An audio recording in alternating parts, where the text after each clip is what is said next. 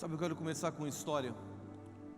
Alguns anos atrás, eu estava começando Nova Geração, e eu fui pregar numa cidade do interior, cidade bem pequena, e eu estava lá naquela igreja que era uma igreja pequena, e eu estava pregando naquele lugar. Na verdade, eu não acredito que existe igreja pequena, existe visão pequena. E Rick Warren fala sobre isso. E eu estava pregando naquele lugar, e no meio da minha pregação, o Espírito Santo veio e falou assim: Guga, você quer trabalhar comigo nessa noite? Eu disse, nessa tarde? Eu disse, sim. Ele me disse assim: faz o seguinte, pede para todo mundo sair correndo de dentro da igreja, ir para fora da igreja, encontrar as pessoas que estão fora da igreja. A primeira pessoa que eles encontrarem, eles falarem do meu amor. Eu estava mais ou menos com umas 450 pessoas naquela tarde. E eu disse assim: sério mesmo?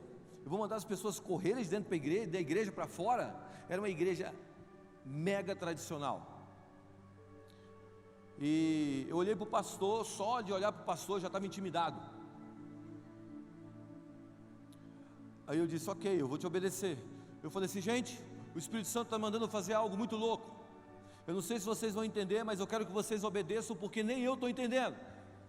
Faz o seguinte, eu vou contar de 1 até 3, e nós vamos sair correndo da igreja.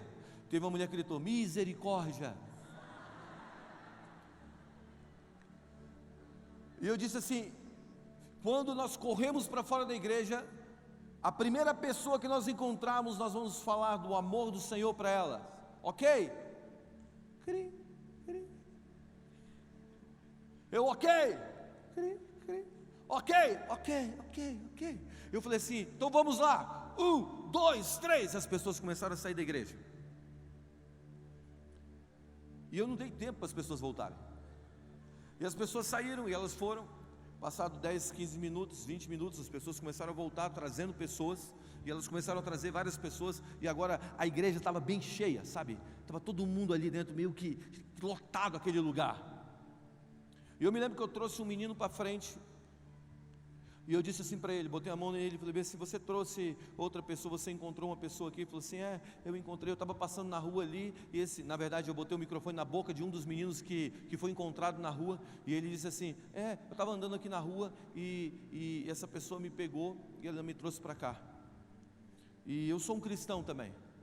E eu perguntei para ele, qual é o sonho do seu coração? E ele me disse, que meu pai seja livre do álcool. Meu pai é aquele ali, e apontou para o lado. Uma pessoa que saiu para o outro lado da rua, encontrou o pai dele. E agora eu estou com um filho e com um pai ali na frente, e ele diz assim, meu sonho é que meu pai pare de beber. E eu vou até o pai dele estava bêbado, eles encontraram ele num bar. Eu boto as mãos sobre ele, e quando eu começo a orar por ele, na hora que eu dou a primeira palavra de ordem, eu falo assim, Jesus, venha sobre ele. Ele fica sarado do álcool, e ele olha assim, filho, ele fala assim, pai, e ele abraça, o filho abraça o pai, e eles começam a chorar ali naquela congregação. O mover do Espírito entra naquele lugar, e nós ficamos ali por horas.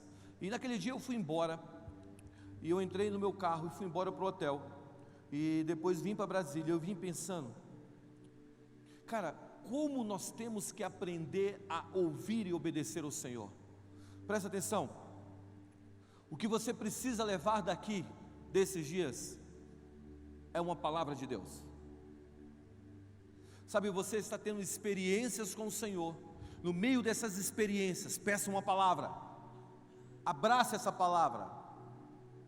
Deixa eu te falar o que significa ter uma palavra. Sabe, Deus não comunica, Deus cria.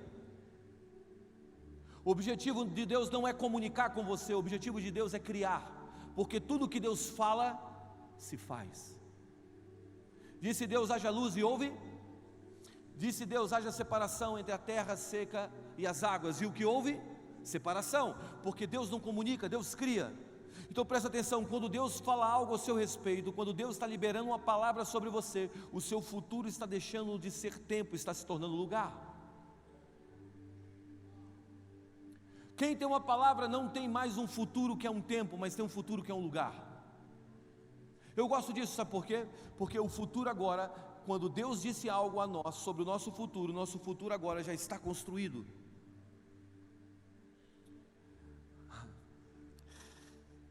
Eu tenho ensinado isso à nossa igreja, que é mais ou menos assim: você bota no GPS, Brasília, São Paulo, Brasília, Goiânia. E quando você está indo para Brasília, de Brasília a Goiânia, ou Brasília e São Paulo, você erra o caminho, ok? E se você errar o caminho, o GPS faz o quê? Recalculando. O que significa? Significa que o tempo muda, sim ou não? Mas o lugar, o destino, não. Então, quando Deus entrega uma palavra sobre você, o tempo pode mudar até que você chegue naquele lugar, mas o destino não.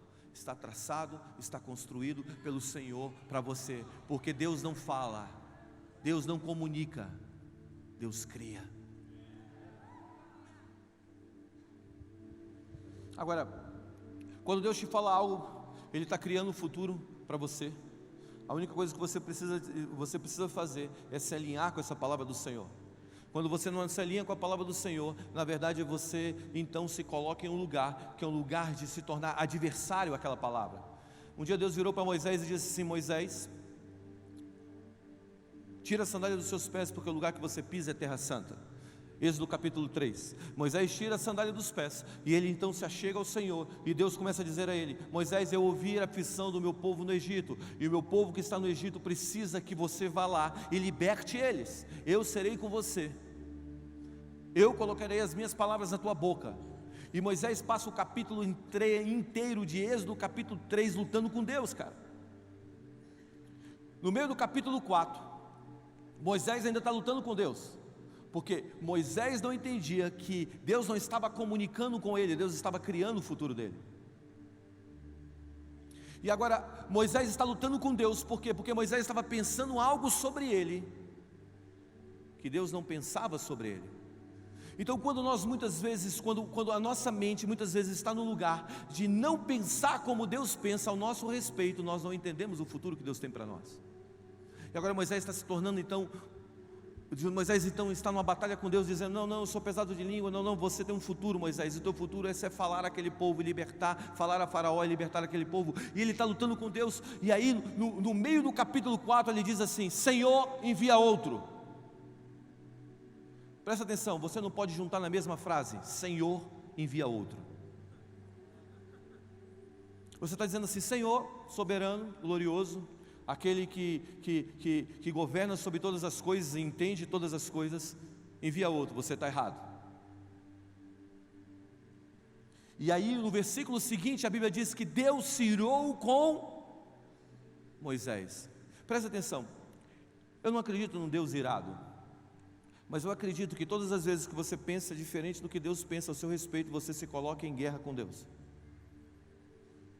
Todas as vezes que você pensa algo ao seu respeito, que Deus não está pensando ao seu respeito, você está se colocando em guerra com Deus. Então, você precisa pensar sobre você, algo sobre você que Deus está pensando sobre você, porque quando Deus está liberando uma palavra sobre você, esse é o sentimento de Deus traduzido em palavras, que na verdade é uma criação.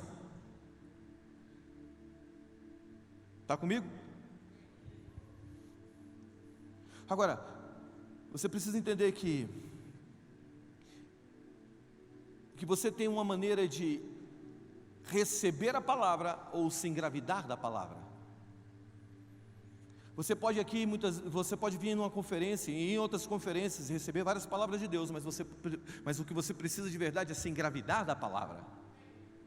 Você já viu uma pessoa, uma mulher quando está grávida? Eu tenho 3 filhos, e quando minha esposa ficou grávida, eu fiquei grávido junto com ela. Não que minha barriga... Não, você entende, mas a gente ficou grávido juntos, e E o interessante é que nós não conhecíamos a cara da Isabela, nem do Benjamin, nem da Nuli, mas os nossos hábitos começaram a mudar a partir daquele momento que Mara ficou grávida. Você sabe quando uma pessoa está carregando a palavra, está acreditando na palavra, ou entendeu que o futuro já foi criado, é quando ela recebe uma palavra e ela começa a mudar os seus hábitos antes que a palavra chegue. Sabe, nós somos uma geração de avivamento. Ainda que você não esteja vendo um avivamento, nós somos uma geração de avivamento. Então o que nós precisamos fazer? Nos engravidar da palavra antes que a palavra aconteça, porque futuro, quando Deus libera a palavra, o futuro não é mais tempo, é lugar. Então quando você está com uma semente dentro de você, você está grávido de uma palavra e você está caminhando com aquela palavra, mas os seus hábitos já começaram a mudar antes que o filho nasça. Deixa eu explicar melhor. Você se lembra do caminho de Emaús? Caminho de Emaús, Jesus morre e ressuscita dos mortos, e tem dois discípulos de Jesus andando no caminho de Emaús, e Jesus começa a andar com eles, e Jesus então faz uma pergunta para eles: o que está acontecendo aqui nessa região? O que está rolando aqui? Aí os discípulos, aquelas duas pessoas dizem assim: você não sabe, você é um forasteiro. O homem que era o libertador, o homem que era a voz de Israel, o profeta dessa nação, o mestre dessa nação, ele morreu. Agora, presta atenção, Jesus, ressurreto dentre os mortos, está andando com aqueles caras, e aqueles caras não estão reconhecendo que Jesus está ali. Aí olha o que Jesus faz. Jesus fala assim: mas não está escrito em Moisés e os profetas? Olha o que Jesus fez. Quando você chegar no céu, pede esse videotape lá, pede para ele passar esse filme, esse streaming, e assiste, porque provavelmente Jesus pegou todos os textos de Moisés, os 5 primeiros livros da Bíblia. Moisés escreveu os 5 primeiros livros da Bíblia, todos os textos do Pentateuco sobre a sua morte e sua ressurreição, e começou a citar naquele caminho de Emaús. E aí Jesus então pega agora os textos da sua morte e da sua ressurreição, os textos messiânicos da sua morte e da sua ressurreição, dos profetas, e começa a citar no caminho de Emaús. O que Jesus estava querendo dizer? Ele estava querendo dizer o seguinte: se você não acredita na palavra escrita, quando a palavra se revelar, você não irá reconhecê-la. Sabe por que eles não reconheceram a palavra revelada? Porque eles não reconheceram a palavra escrita. Sabe, uma palavra, ela não se revela até que você se engravide dela. Você está aí?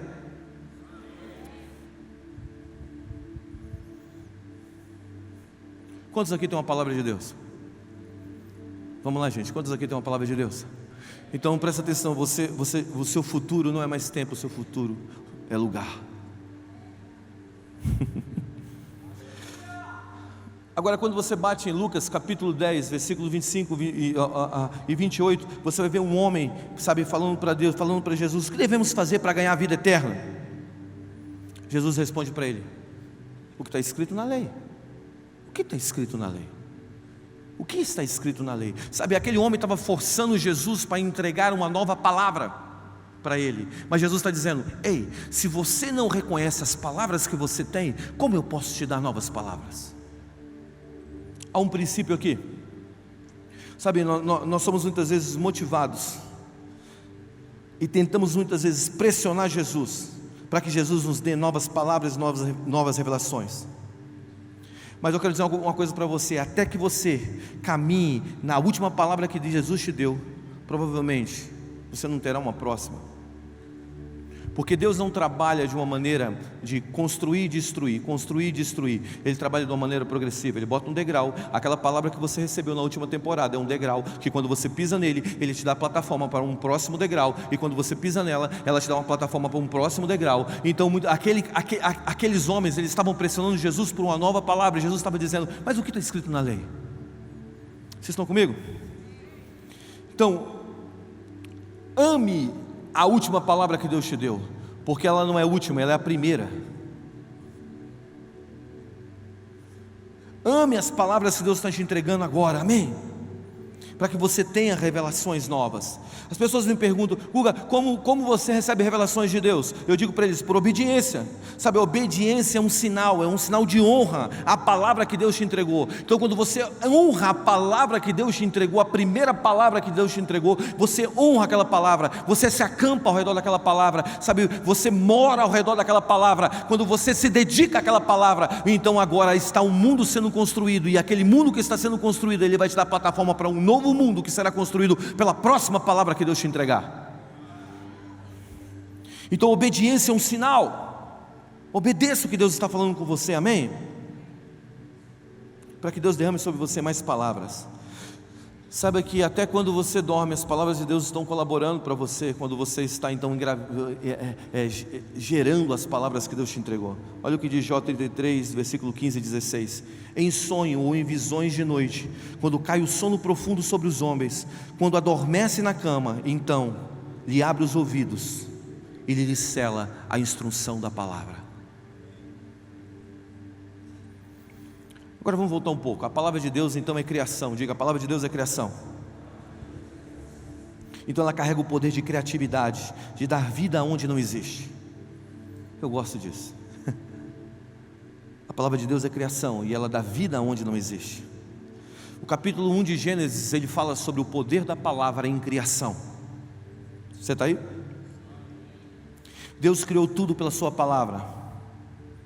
Mas eu quero dizer que existe mais 2 ou 3 elementos inseridos na palavra que traz criação, que traz forma àquilo que nós vamos viver segundo aquilo que Deus determinou pela sua própria boca. Olha o que diz em Provérbios capítulo 8, versículo 29 ao 31. Esse aqui era um dos elementos que estavam lá na criação da terra. Nós vemos 2 elementos trabalhando. Diz assim, Provérbios 8, 29 a 31. Provérbios 8, ele é um texto que fala sobre a sabedoria. Olha o que está dizendo. É um texto inteiro. Eu quero aconselhar você a ler ele inteiro em casa, vai te abençoar muito. Quando estabeleceu o mar para o seu limite, para que a água não transgredisse o seu mandamento, quando ele marcou o fundamento da terra, então eu estava lado a lado com ele.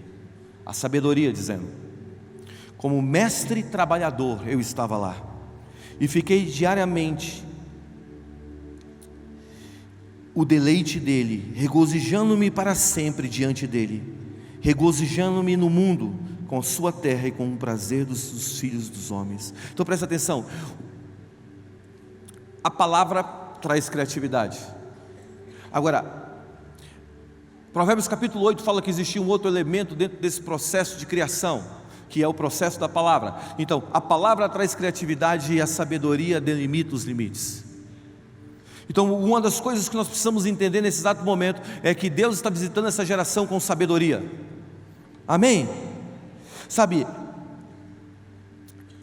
a manifestação da sabedoria são variadas, mas a natureza pode ser vista em 3 palavras: integridade, criatividade e excelência. Diga: sabedoria carrega no seu DNA integridade, criatividade e excelência. Sabe, a sabedoria divina brota da integridade, se manifesta através da expressão criativa com a excelência no seu padrão.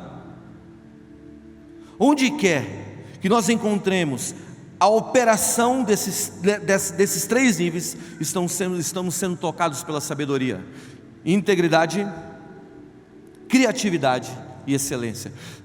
Quantos aqui querem expressar a verdade de Deus para o mundo? Quantos aqui querem viver em sabedoria? Sabedoria tem 3 níveis, ou melhor, está ligado a 3 coisas: integridade, criatividade e excelência. Eu vou dissecar isso para você. Primeiro eu quero ponderar por que nós devemos ser sábios. Eu viajei o Brasil falando sobre isso, e eu quero botar por que Deus está nos levando à sabedoria. Existe uma transição acontecendo agora nesse exato momento, e nesse exato momento Deus está tirando essa geração de uma mentalidade de espada e levando ela a uma geração de uma mentalidade de sabedoria. Sabe, quando Davi, ele quis construir o templo, a Bíblia diz que Davi, ele ansiou construir uma casa para Deus, e Deus disse para ele: não, Por que Deus disse não? Não é porque Deus não queria que ele participasse da nova estação de Israel. A Bíblia diz o seguinte: por você ser um guerreiro e possuir sangue nas mãos, você não pode dar o próximo passo. E eu sempre li esse texto, sabe, com muito pesar, porque imagina algo comigo, Deus manda Davi lutar guerras e entrar em batalhas, e as batalhas que Davi lutou pelo Senhor, mas agora Deus impede Davi de dar o próximo passo, porque ele tinha sangue nas mãos das batalhas que ele lutou pelo Senhor. Aqui tem um ponto de tensão. Eu sempre li esse texto com muito pesar, mas um dia Deus me disse claramente: Guga, isso não é uma sentença ou um juízo, isso é uma mudança de ciclo. Deus estava tirando Davi então, Deus estava tirando Israel então, de uma era da espada, e estava levando a uma era de Salomão, que é uma era de sabedoria. Então Deus estava dizendo assim: Davi, você não vai construir o templo, mas quem vai construir vai ser o seu filho Salomão. Está comigo? Então Salomão foi empoderado para construir o templo. Agora, duas coisas eu vejo claramente nessa passagem. Primeiro, que Deus estava querendo Davi, Deus estava empurrando Davi para que ele trabalhasse um movimento multigeracional. Davi era um bom guerreiro? Sim. Davi era um excelente rei? Sim. Mas Davi foi um péssimo pai. Então quando Davi deseja construir o templo, Deus fala para ele: você não vai. Quem vai construir esse templo vai ser o seu filho. O que Deus estava fazendo com Davi? Deus estava empurrando Davi para trabalhar com o seu filho. Deus estava conectando as gerações. Essa é a primeira coisa. Sabe, uma das coisas que Deus está fazendo agora no Brasil, Deus está trabalhando em uma sinergia de gerações. Nós veremos 2, 3 gerações trabalhando juntas. Sabe, se você for ver profeticamente no Brasil, existe uma transição acontecendo agora. Existe agora, nesse exato momento, uma ligação de gerações acontecendo.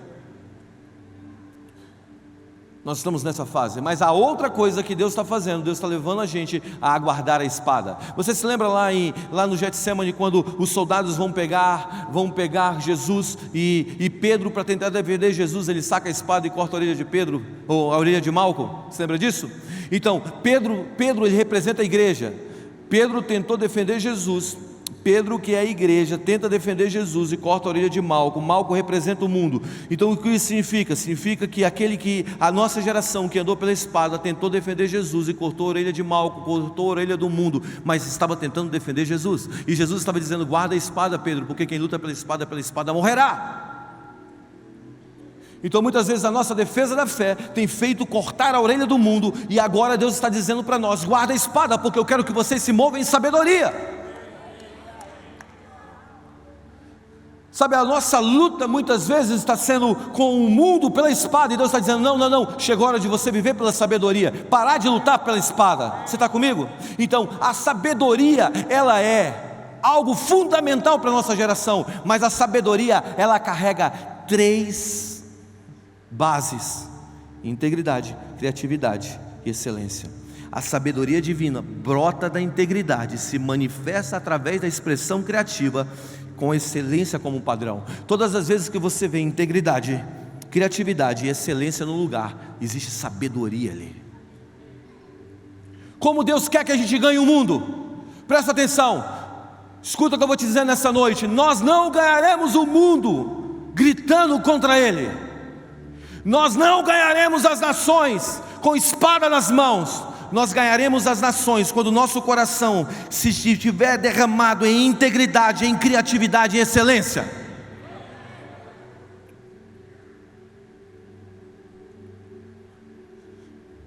O que é integridade? Integridade é você manter a obediência como foco, é viver pela missão, ainda que você atravesse vales. Presta atenção, integridade é você ser fiel à palavra que Deus te entregou. A Bíblia diz: santificai-vos na verdade, a tua palavra é a verdade. Isso é integridade, é quando você pega uma palavra de Deus e você anda naquela palavra, independente do tempo e da estação, você continua andando naquela palavra. Sabe, quando Deus empoderou a igreja do primeiro século para ir pregar o evangelho pelas nações, Paulo e Silas, eles chegaram no lugar, eles estavam pregando o evangelho, levaram eles diante das autoridades jurídicas daquela época. Eles foram condenados, eles foram jogados numa cadeia, e eles estavam presos numa cadeia, e a Bíblia diz que perto da meia-noite, sabe o que eles estavam fazendo? Sendo íntegros com o chamado, cantando. A gente acha que Jesus que as coisas estão andando bem com a gente e que Jesus está aplaudindo a gente quando a gente está fazendo coisas que estão dando certo. E muitas vezes as coisas que não estão dando certo, na verdade, elas que estão nos impulsionando para o lugar que é correto. Deixa eu te explicar melhor, para me voltar em Paulo e Silas. Pedro vem até Jesus e fala: não vai para a cruz. Jesus diz para ele o quê? Para trás de mim, Satanás. Jesus chama o amigo de Satanás. Judas chega no Getsemane e fala, com os braços para dar um beijo e trair. Jesus abre os braços e diz: amigo. Jesus chama o traidor de amigo e um amigo de Satanás. Por quê? Porque o amigo estava tentando tirar ele do destino, mas aquele que era o inimigo estava colocando ele no destino. Muitas vezes os ventos contrários da sua vida, na verdade, eles são posições, eles estão te posicionando para as coisas grandes. Você sabe o que faz um avião subir? O que faz um avião subir é o vento contrário, a adversidade.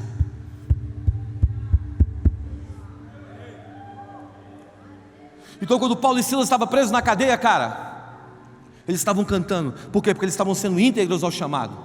E perto da meia-noite, Deus... Gostei da sonoplastia. E aí as cadeias se abrem. Presta atenção, você tomou uma coça, ou melhor, coça é lá no Rio de Janeiro. Você tomou uma coça, no Rio, né? Você tomou uma coça, você apanhou, te jogaram numa cadeia, você está preso, você está no cárcere inferior, que significa quem está fazendo xixi, cocô, está caindo na tua cabeça. Deus manda agora um terremoto, abre as cadeias. O que você faz? Corre. O cara que foi contratado para cuidar de Paulo e Silas acorda, ele vê as cadeias abertas, ele pega uma espada e bota no peito para se matar. Você lembra disso? E Paulo e Silas gritam de dentro da cadeia: ei, não lance a mão sobre vocês, nós estamos aqui.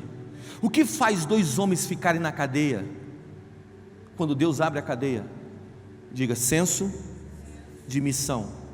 Diga: isso é integridade. O que significa? Significa que quem vive pelo livramento perde a missão, mas quem vive pela missão sempre terá livramento. Sabe o que acontece? Nós estamos pregando uma mensagem para a igreja que é uma mensagem de livramento, não uma mensagem de integridade. Venha para a igreja e você vai ser livre disso. Venha para a igreja e você vai ser livre daquilo. Venha para a igreja e você vai ser livre daquilo. E presta atenção, Deus é bom e Deus vai fazer, porque é da natureza dele fazer.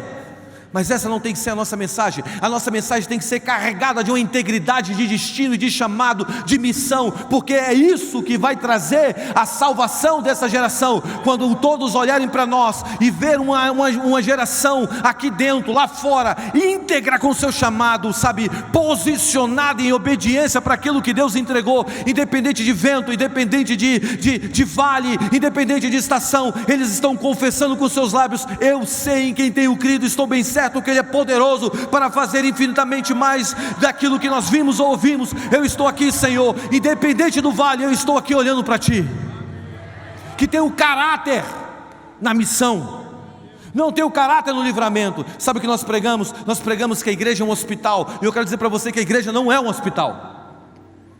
A igreja é um centro de destinos. A igreja foi preparada, foi arquitetada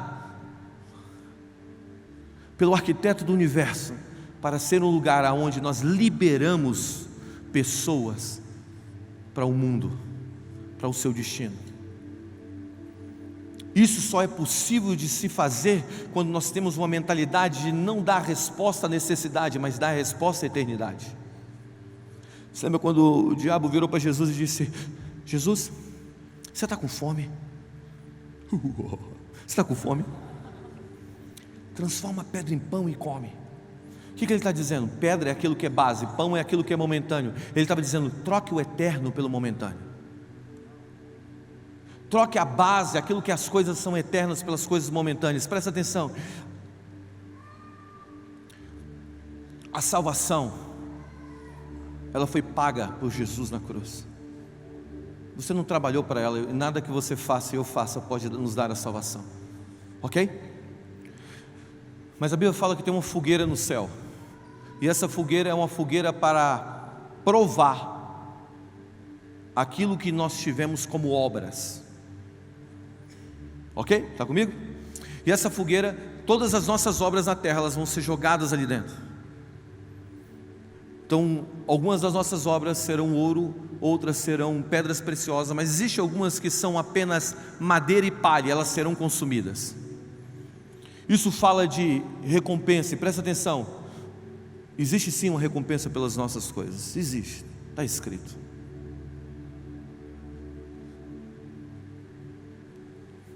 Quando nós trabalhamos pelas coisas eternas, como Paulo fala, eu estou correndo por uma coroa que não é corruptível, uma coroa incorruptível, então ele está correndo por um prêmio. Um dia chegaremos no céu e todas as nossas obras serão jogadas nessa fogueira. Mas aqueles que correram com a integridade no coração, pelo senso de missão e não pelo livramento, receberão o fruto do seu penoso trabalho. Ele abrirá os braços e dirá: entrai, servo bom e fiel. E ali nós teremos um encontro maravilhoso com as nossas obras. Que seja maravilhoso. Você está entendendo? Você sabe que a igreja, vou voltar a repetir, ela sempre dá resposta à necessidade, mas ela precisa dar resposta ao destino.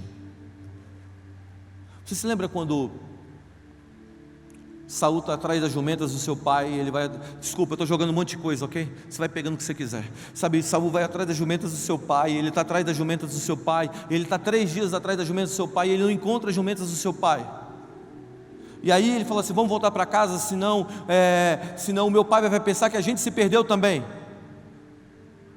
E aí o moço de Saul diz assim: não, tem um profeta aqui. Esse profeta, ele vai apontar onde estão as jumentas. Primeira lição nessa história: existem coisas naturais que nós precisamos aprender a trabalhar de maneira sobrenatural. Coisas naturais feitas de uma maneira sobrenatural. Procurar jumentas de uma maneira sobrenatural, para que o sobrenatural se torne naturalmente natural.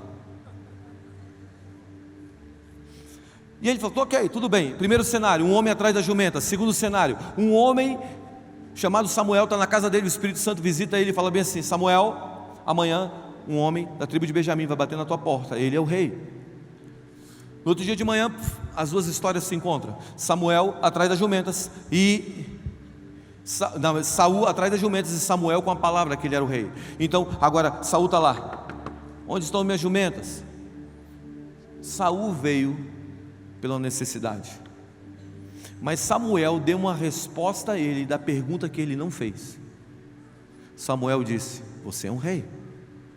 As pessoas vêm para as nossas congregações, para as nossas reuniões, atrás das suas necessidades, mas nós temos que dar a resposta para a pergunta que não foi feita, porque quando nós damos a resposta para a pergunta que não foi feita, nós estamos agora nos tornando íntegros com o chamado ao qual Deus nos comissionou para darmos ao mundo, porque o mundo não sabe que eles são reis, eles não sabem, mas o encontro contigo talvez transforme a vida de centenas e dezenas de milhares de pessoas. Diga integridade. Integridade faz parte da sabedoria. Segundo, criatividade. Sabe, criatividade é isso, é pensar a partir de Deus para os problemas e não dos problemas para Deus. Quantos aqui querem ser criativos? Pense a partir de Deus para a terra. Pense a partir de Deus para os problemas da terra, e não a partir dos problemas para Deus. Sabe, a gente vive muito assim, cara. A gente vive muito invertendo fatos. A gente sempre está levando os problemas para Deus, e Deus quer a liberdade de trazer o céu para a terra. Se você quer ser criativo, comece a pensar: como seria esse lugar de prostituição com o reino de Deus aqui? E não chega diante: Deus, tem tanta prostituição nesse lugar, ó Deus, como tem tanta prostituição, perdoa essa terra maldita que está aqui na minha frente. Não! Comece a pensar: como seria esse lugar?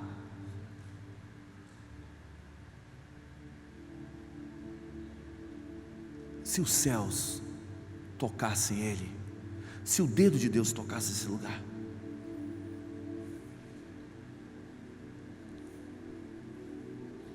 Nós estamos pensando errado. Sempre estamos pensando numa mentalidade da terra para o céu e não do céu para a terra. Eu não quero repetir isso, mas eu já falei isso várias vezes.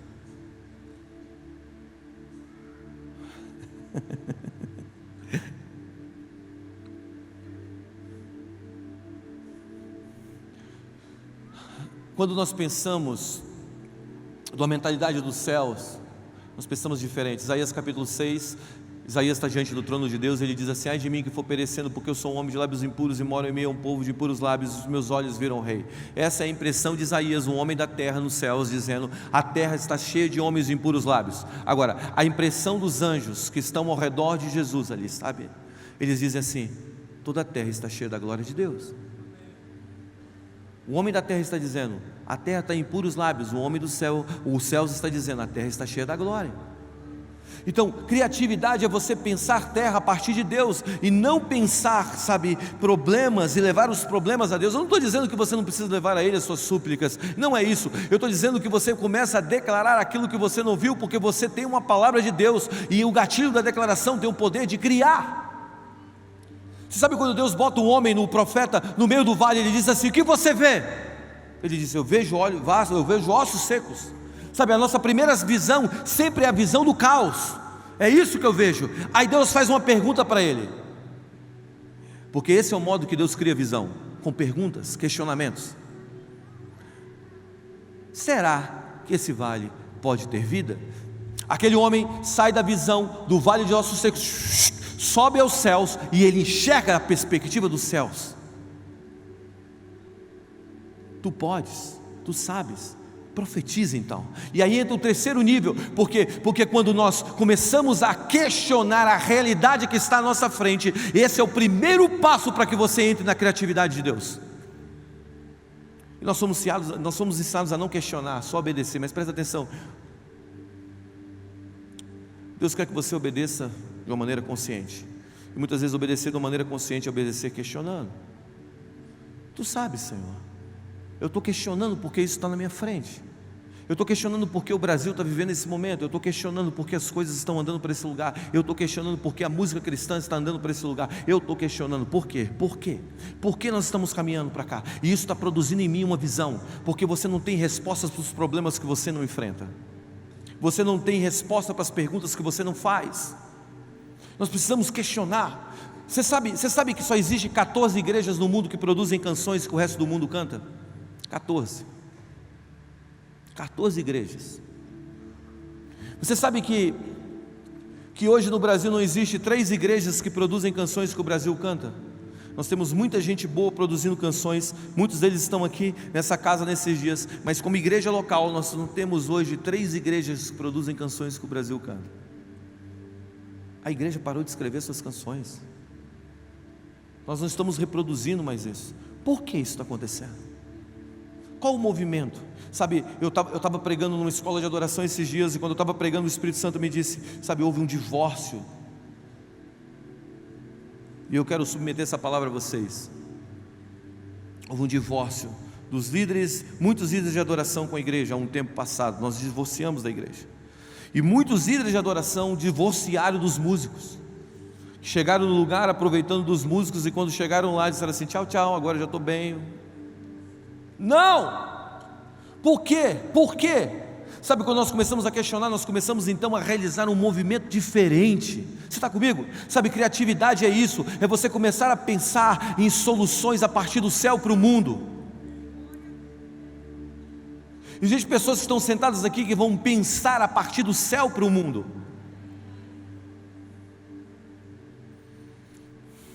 E o último, excelência.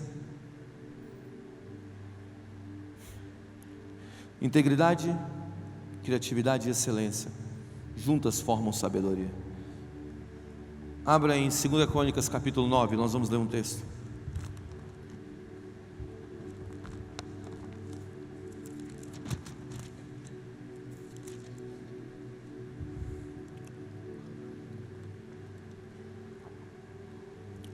Segunda Crônicas 9. Beleza? Está aí? Vamos lá. E ouvindo a rainha de Sabá a fama de Salomão, veio de Jerusalém experimentar Salomão com enigmas, com muito grande comitiva de camelos carregados de especiarias, ouro em abundância, pedras preciosas. Veio a Salomão e falou com ele tudo o que tinha no seu coração. Versículo 2: E Salomão explicou todas as suas palavras. Em uma coisa havia oculta que Salomão não lhe declarasse. Versículo 3: Vendo, pois, a rainha de Sabá a sabedoria de Salomão, a casa que ele edificava, as iguarias da sua mesa, o assentar dos seus servos, o estar dos seus criados, as vestes deles, os seus copeiros, as vestes deles, a sua subida pelo qual subia a casa de Deus, o sacrifício que operava, ficou fora de si. Então disse ao rei: foi verdadeira a palavra que ouvi na minha terra acerca dos teus feitos e da tua sabedoria. Porém não cria nas suas palavras, até que vim e os meus olhos viram, e eis que me não disseram a metade da grandeza da tua sabedoria, sobrepujastes a tua fama de tudo que eu vi. Olha isso. Salomão, por ter tido um encontro com Deus e ter recebido sabedoria de Deus, olha o que ele fez. A rainha de Sabá, ela desce. O reino da rainha de Sabá era um reino de pessoas intelectuais, e essa rainha, ela se move então até ali para fazer perguntas difíceis a Salomão, e Salomão então, ele responde todas elas assim, fácil. Mas o que me chama a atenção é isso aqui: vendo, pois, a rainha de Sabá a sabedoria de Salomão e a casa que ele edificava. Sabe, ele edificou com tanta excelência a casa. O que é a casa? Diga, arquitetura. A arquitetura da casa de Salomão, as iguarias da sua mesa, a culinária. Continua lendo.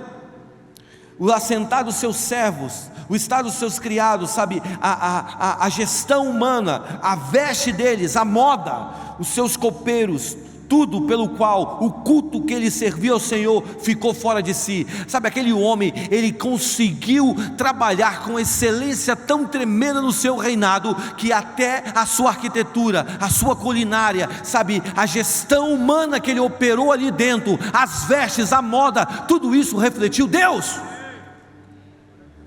Eu gosto disso, sabe por quê? Porque nós restringimos a ação do Espírito Santo apenas a cultos ao qual nós fazemos, e a ação do Espírito Santo é muito mais do que isso. Esse cara construiu uma casa que a rainha de Sabá olhou para aquela arquitetura, para aquela casa e disse: Deus está me tocando, porque eu estou vendo essa arquitetura. A sabedoria que ele tinha foi tamanha que a comida que ele preparou e serviu ela, a comida, quando ela comeu aquela comida, ela teve um encontro com o Senhor. Deus está levantando uma geração, gente, que vai ser tão sábia, que vai ter um batismo de sabedoria tamanho, que a criatividade, que o modo de pensar, sabe, que a integridade e a excelência vai abraçar essa geração, e nós construiremos casas, nós faremos moda, nós construiremos música, nós faremos canções, sabe, nós edificaremos cultos, que aquele que entrar em nossas reuniões vão ficar impressionados por tudo que está acontecendo, e eles terão encontros divinos, segundo aquilo que nós estamos construindo em sabedoria para o Senhor. E aí nós não vamos precisar ficar com a espada na mão defendendo o Senhor. Simplesmente olhe. Jesus disse: se eu não faço as obras do meu Pai, vocês não precisam crer em mim. Olha isso. Se vocês não têm visto as obras do meu Pai, se eu não fizer as obras do meu Pai, não creiam em mim. Jesus abre uma prerrogativa para que você não creia nele, se você não operar nas obras dele.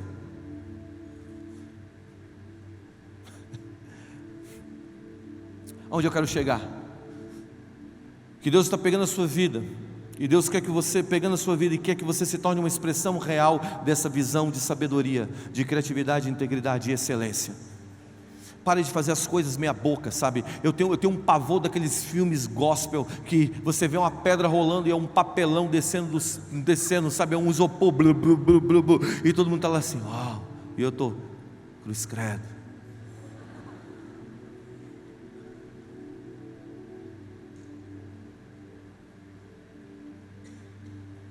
Chega a hora de nós fazermos coisas tão excelentes, sabe, o cara vai lá e bota um vídeo, que é um vídeo que quebra a ética judaico-cristã, aí a gente fica metendo pau no vídeo. Sim, a gente precisa falar, não, isso não é muito legal, mas o que a gente tem que fazer? A gente tem que fazer um vídeo melhor do que aquele. A gente tem que construir coisas que sejam tão excelentes que todo mundo olha e fala assim: ei, ok, é isso aqui, eu estou vendo Deus nisso aqui. Presta atenção, o reino de Deus é um reino tão poderoso e tão maravilhoso, cheio de excelência, criatividade e beleza. A gente tem que parar de ficar criticando, porque a gente tem um poder, sabe, a gente não entende o poder que a gente tem. A igreja vive por reação, não por construção. A gente fica sempre reagindo, o mundo faz isso, a gente, sabe aqueles meninos briguentos, está olhando para mim? E a gente fica sempre reagindo ao que o mundo está fazendo. A gente tem que começar a ter uma mentalidade de construir, para que o mundo enxergue aquilo que nós estamos construindo como algo do céu, e comece a seguir aquele que nos deu sabedoria para construir aquilo. Chega de espada, hora de sabedoria.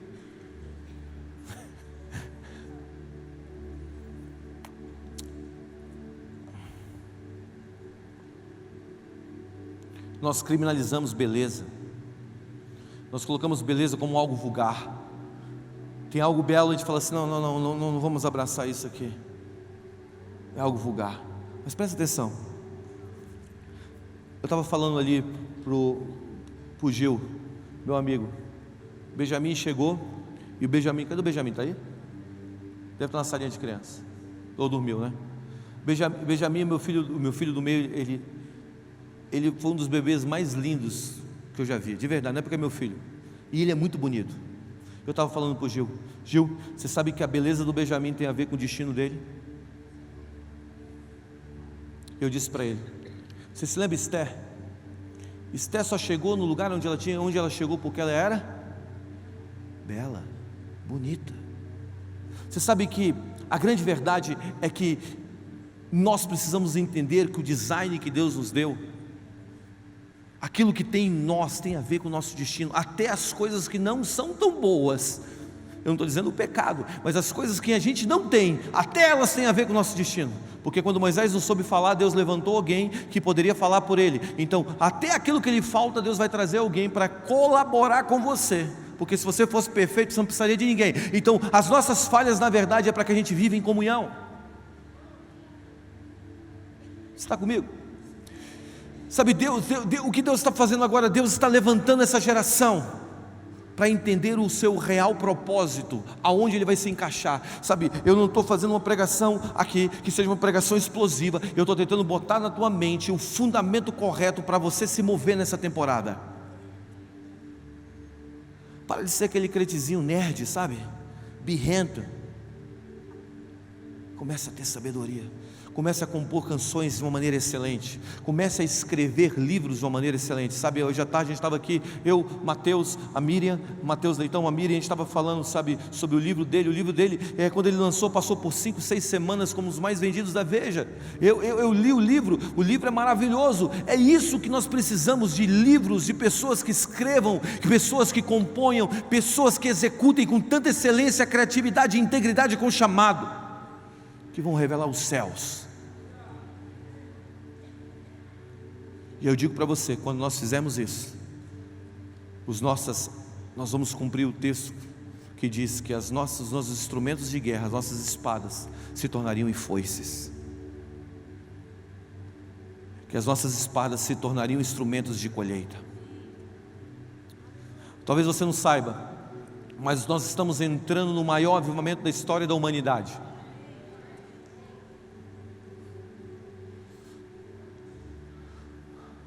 Existe uma profecia que nós estamos entrando na colheita de 1 bilhão de almas. Sabe, o último grande avivamento que tocou o mundo foi o avivamento de Gales, ou melhor, o avivamento da rua Azusa. Dizem que mais de 890 milhões de pessoas entraram no reino de Deus desde o avivamento de Azusa. Sabe, um homem cego no olho, manco de uma perna, chamado William Seymour, ele sai arrastando a sua perna, ele entra no lugar, e ele faz a primeira reunião. Na primeira reunião, uma menina que nunca tinha tocado piano na vida, ela senta no piano, ela toca música clássica. Eu tenho um livro que chama O Diário de Frank Barclay, que é o intercessor de Azusa. E ele conta todo o processo, é lindo o livro, ele conta todo o processo, dia após dia, do que aconteceu em Azusa. E ele diz assim: hoje William Seymour, quando ele pregava, uma nuvem física entrou no lugar, e as crianças brincavam de pique-esconde na nuvem, enquanto William pregava. 3 anos e meio mais ou menos, isso aconteceu de um ápice ali, daquele epicentro. O William saiu para orar um dia, e Deus disse para ele assim: William, na devocional dele, a nuvem vai embora, mas daqui a 100 anos ela vai voltar. No nosso tempo agora, fazem um pouco mais de 110 anos dessa palavra. Algo vai acontecer no mundo, gente.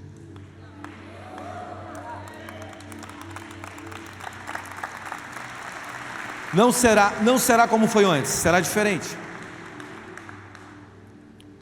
E há muitas vezes as pessoas não entendem quando a onda chega.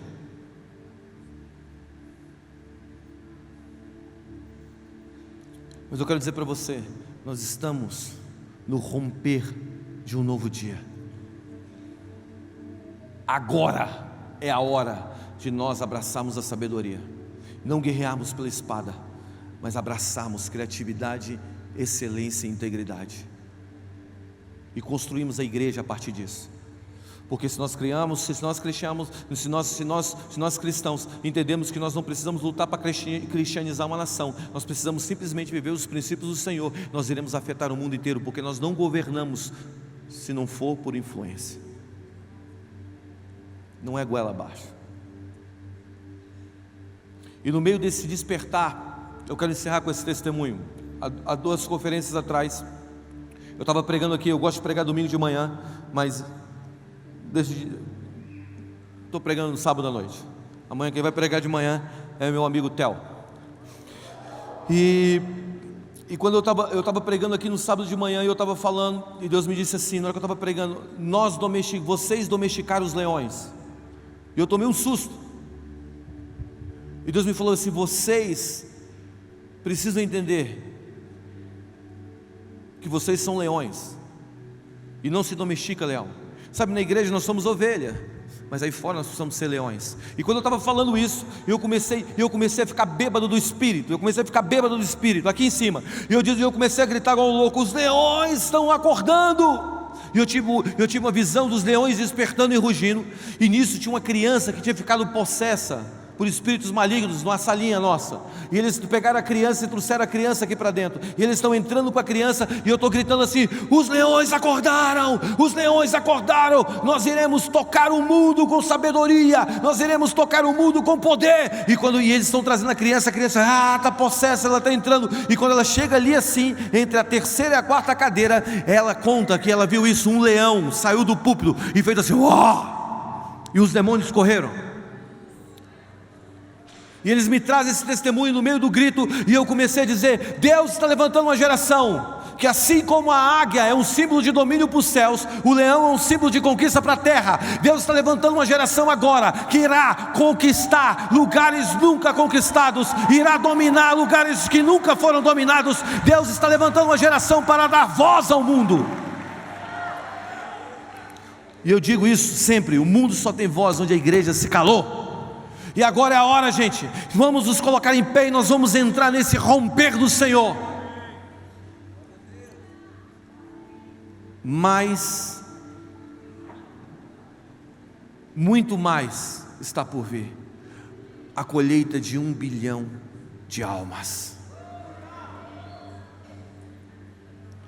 Milhares nas praças, nas ruas, nas faculdades, nas universidades, nas escolas, no cenário político, no cenário econômico, na moda, no entretenimento, no meio dos youtubers, sabe, no meio dos Instagrams, sabe, no meio musical. Nós veremos. Há anos atrás, eu estava no Missouri, e uma pessoa veio falar para mim: ora pelo meu filho.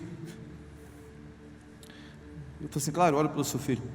Ele tem uma profecia, que a profecia diz que quando ele voltar, ele está afastado, ele vai ser como Moisés, ele vai trazer centenas e milhares e talvez milhões de almas ao Senhor. Era a profecia que era sobre ele. Eu perguntei: quem é seu filho? Ela disse: Justin Bieber. Hoje você começa a ver algo. Que todo mundo fica metendo o pau no garoto. Presta atenção. Os seus erros, quando você se converteu, os seus erros que você cometeu no oculto. Ele é uma pessoa pública, ele está no processo dele. Para de criticar, comece a amar.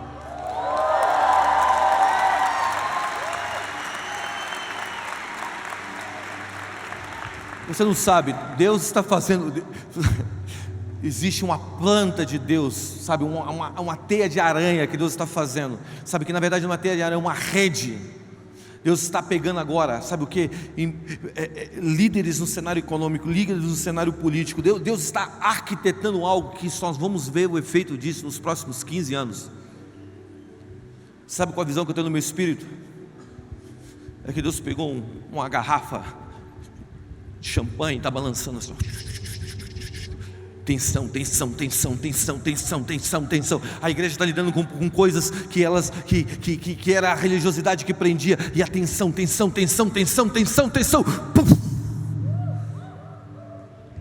Vai explodir algo que quando começar, estamos dizendo: de onde veio isso? E nós estamos aqui construindo passo a passo.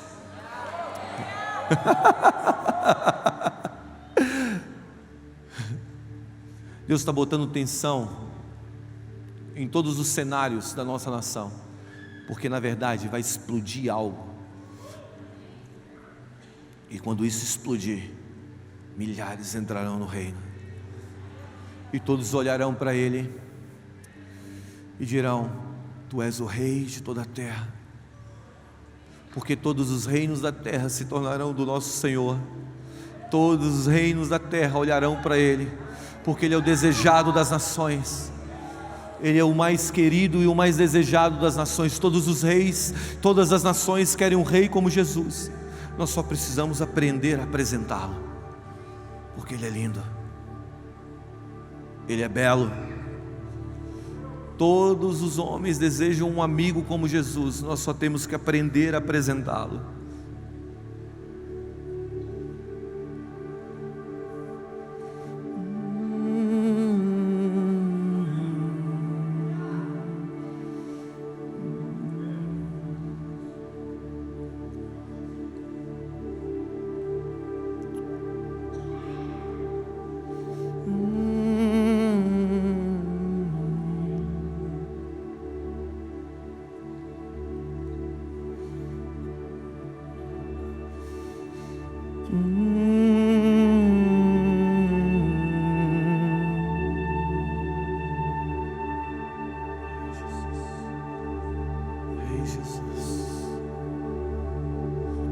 Essa geração é tua.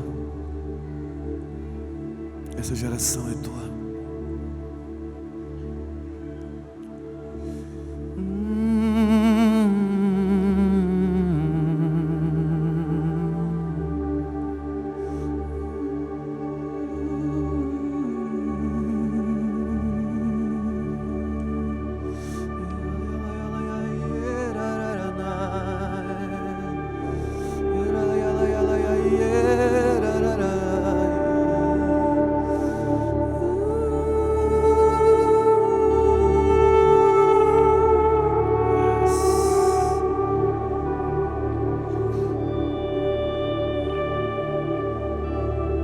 Assim como as águas cobrem o mar, toda a terra será cheia do conhecimento da glória de Deus.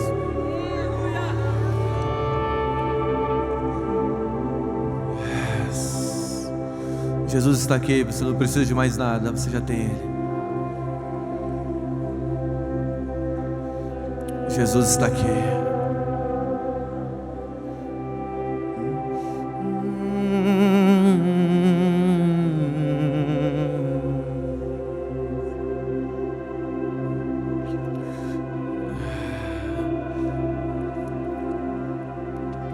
Eu sinto que Deus está dando visão para muitos líderes aqui.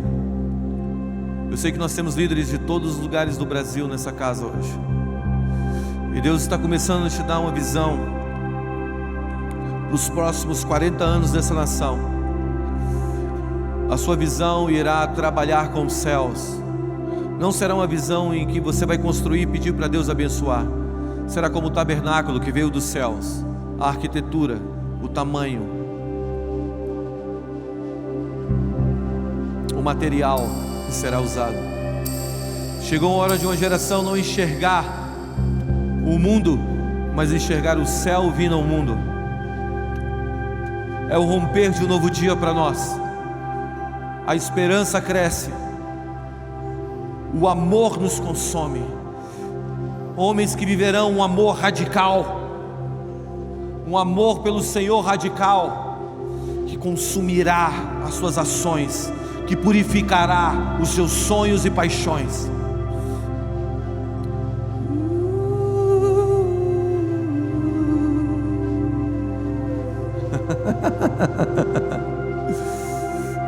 Essa é a sua noite. Daqui a 10 anos você vai se lembrar dessa noite. Daqui a 20 anos você vai se lembrar do que aconteceu contigo nessa noite. Os anjos de Deus entraram agora nessa casa, e esses anjos estão trazendo com ele a carta de Deus para você, a história da sua vida. E por mais que você não escute com seus olhos, com seus ouvidos, e não veja com seus olhos, eles estão lendo o seu destino hoje. Eles estão declarando os próximos anos da sua história. Eles estão dizendo: ei, é hora, abandone a espada, a sabedoria está sobre você.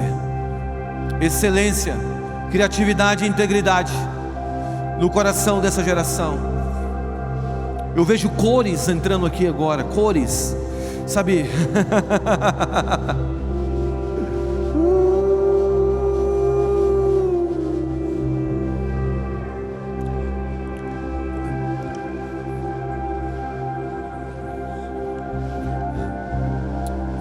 Eu estou tendo uma visão louca. É como se fosse uma adega de vinho, e como se muitos vinhos, muitos odres estivessem vazios, e o Senhor está dizendo: esse foi o odre que eu derramei em Gales, ele está vazio, foi até a última gota. Esse foi o odre que eu derramei em Azusa. Mas o Senhor está pegando o odre da nossa geração, o vinho da nossa geração, e Ele está abrindo, gente. Beba, beba, beba, beba, beba. Já começou a cair sobre nós. Xaracarabacá.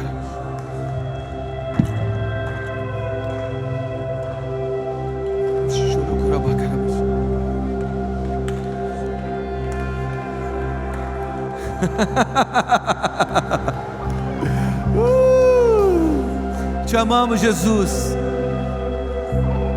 Tudo é sobre Ele. Tudo é sobre Ele, é sobre Ele.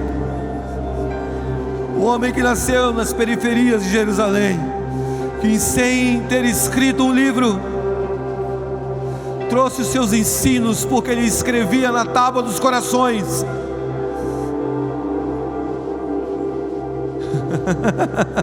O vinho novo está aqui. As gerações passadas cumpriram o seu propósito, é a nossa hora.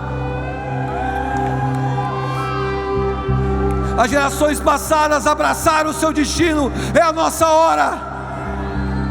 Não temos o amanhã, temos o hoje. Não temos o amanhã, temos o hoje. É a hora de levantarmos e brilharmos. Que Isaías 61 se cumpra em nossos dias, Pai.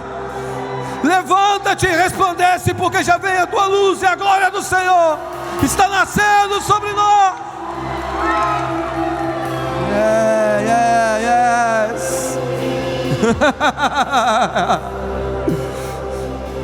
Escuta, o que está começando não vai parar mais. Não existe um poder nessa terra, não existe um poder sobre os céus que pode parar o que Jesus está começando em nossa geração. Toda autoridade foi dada a Ele nos céus e na terra. Não vai parar. O movimento desse reino não vai parar. Ninguém pode parar a marcha da igreja. Ninguém pode calar os homens de história. É hora de nós nos levantarmos, igreja, e brilharmos ao mundo. É hora de nós nos levantarmos e brilharmos as ações. Que venha a nós o teu reino, e que seja feita a sua vontade na terra, como ela é feita nos céus. Vem, Jesus, temos fome. Vem, Jesus. Jesus, temos sede, vem Jesus, estamos consumidos de amor e paixão, por mais, mais.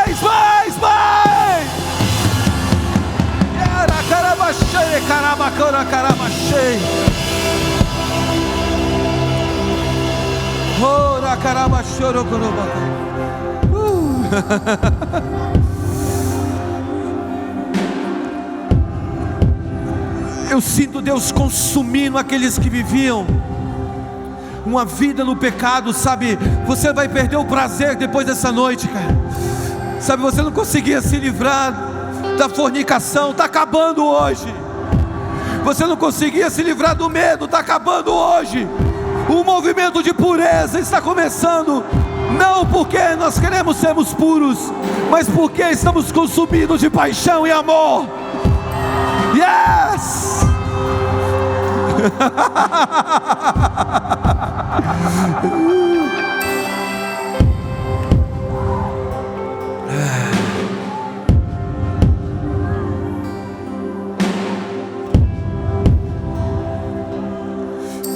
Há tanta vida dentro de nós agora, sabe, há tanta vida, sabe, existe tantas palavras que estão nascendo no seu coração agora, existem tantas canções que estão brotando no seu interior.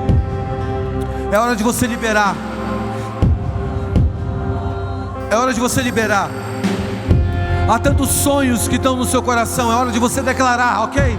Mas nós vamos fazer isso como um som de muitas águas, porque é a voz do Senhor dentro de nós, e a voz de Deus é como de muitas águas. Então quando nós levantarmos a nossa voz, nós vamos levantar como voz de muitas águas, e nós vamos declarar os próximos anos da nossa vida, da nossa nação, das nações da terra. Amém? Levante suas mãos bem alto aos céus, e agora comece a cantar um cântico novo, ou declarar a verdade de Deus para o mundo. O mundo ainda não conheceu a voz do Senhor em nós.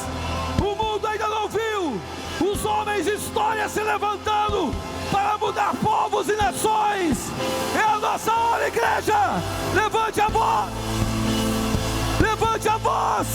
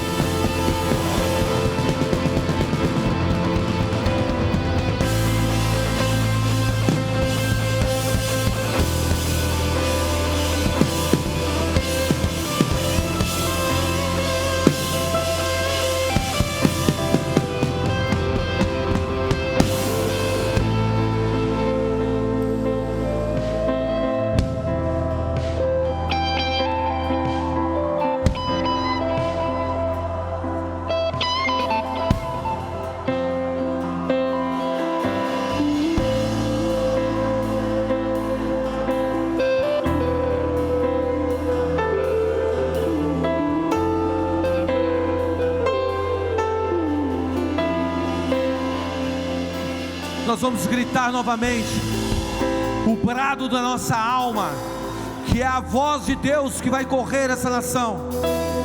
Mas nós vamos dar um brado como se fosse a voz de vida entrando nos lugares de morte.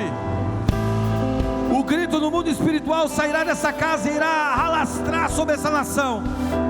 Milhares serão despertados nos próximos meses, e milhares virão nos próximos anos.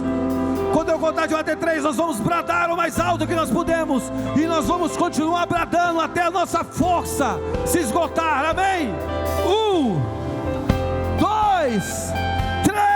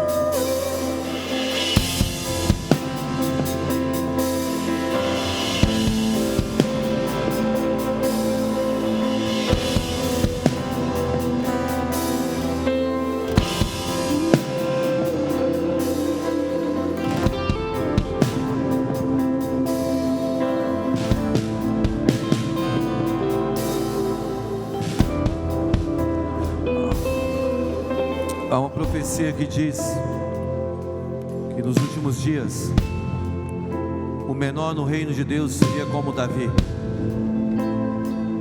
Está escrito nesse livro. Nós estamos vivendo os últimos dias. O menor no reino seria como Davi.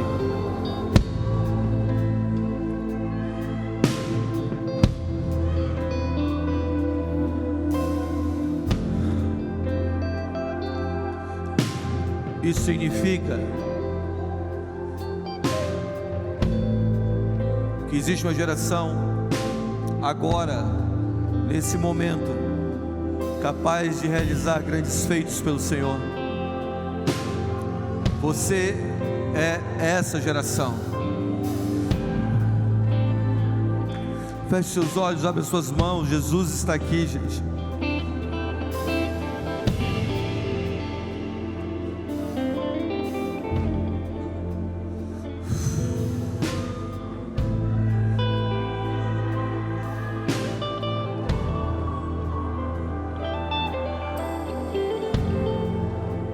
Só honre a presença dEle, e a presença dEle irá aumentar. Só honre Ele agora. Te honramos, Jesus. Te honramos, Jesus. Te amamos, Jesus. Tudo é por Ti, Jesus. Tudo é por Ti, Jesus.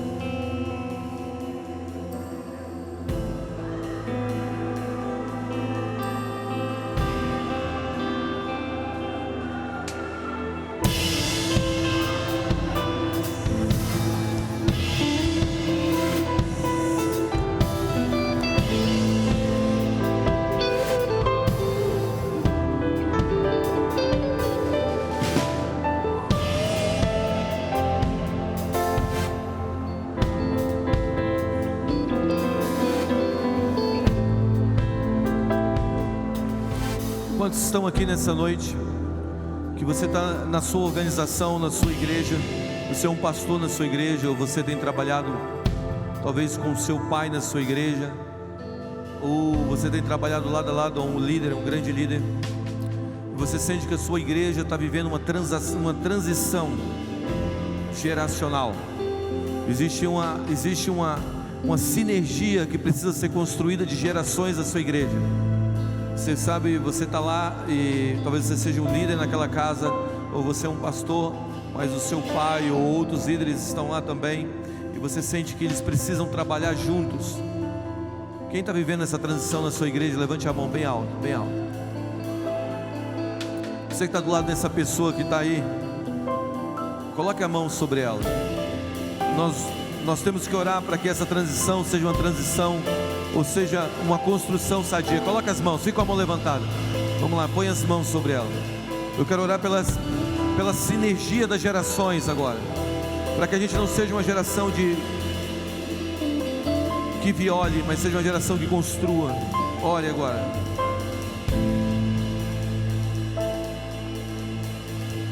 Ore por ele agora, libere as palavras. Ore, declare uma construção geracional.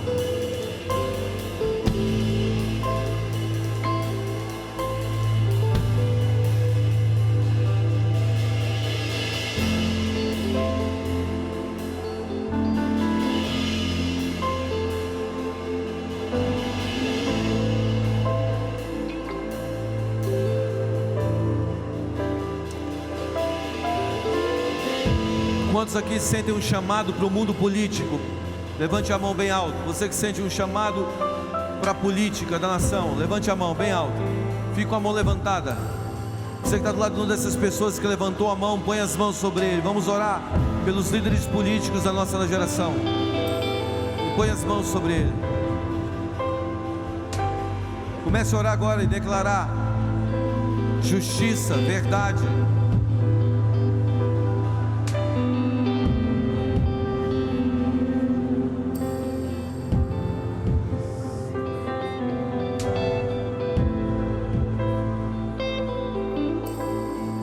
aqui sentem que foram chamados para se tornarem professores universitários, para formar a mente pensante dessa nação. Levante a mão bem alto.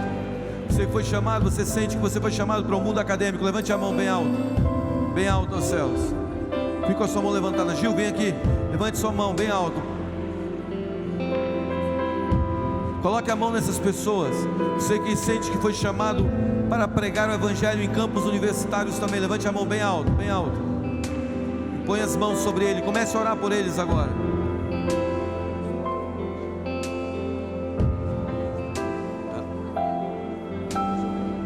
Em escolas também, levante a mão. Você sente que você foi chamado para tocar escolas, talvez até construir universidades.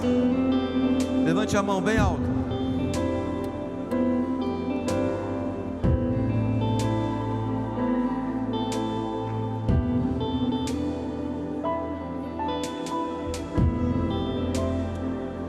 Pai, nós clamamos para que o Senhor levante, ó Deus Santo, as maiores mentes que essa geração já conheceu, Senhor. Nós oramos para que os céus libere agora, ó Pai Santo, homens tão influentes como Salomão, Pai. Nós clamamos para que o Teu reino venha e que as universidades, ó Pai Santo, sejam recepcionadas agora, Pai. O poder sobrenatural do poder de Deus, da glória divina, ó Senhor Jesus. Nós repreendemos todo espírito ateísta, humanista desta nação e clamamos, ó Pai Santo, porque as universidades federais não são cemitério de cristãos, são o maior campo missionário da pós-modernidade. Pai, levante um avivamento glorioso, Senhor, dentro das universidades, das escolas, Pai, acadêmicos cheios de Ti. Nós clamamos, Senhor Jesus, venha, Pai, com poder glorioso, porque as portas do inferno não prevalecerão sobre a igreja. Venha, Senhor, levante homens como C.S. Lewis, como René Descartes, como Isaac Newton, Pai, levante mentes que pensam e que revelem o poder do Teu nome e a glória soberana do céu, ó Pai, sobre a atmosfera da educação, em nome de Jesus, em nome de Jesus, em nome de Jesus. Pessoas que escreverão artigos científicos, pessoas que não farão somente uma graduação, mas farão mestrados. Chega a palavra sobre ele. Venha, Senhor.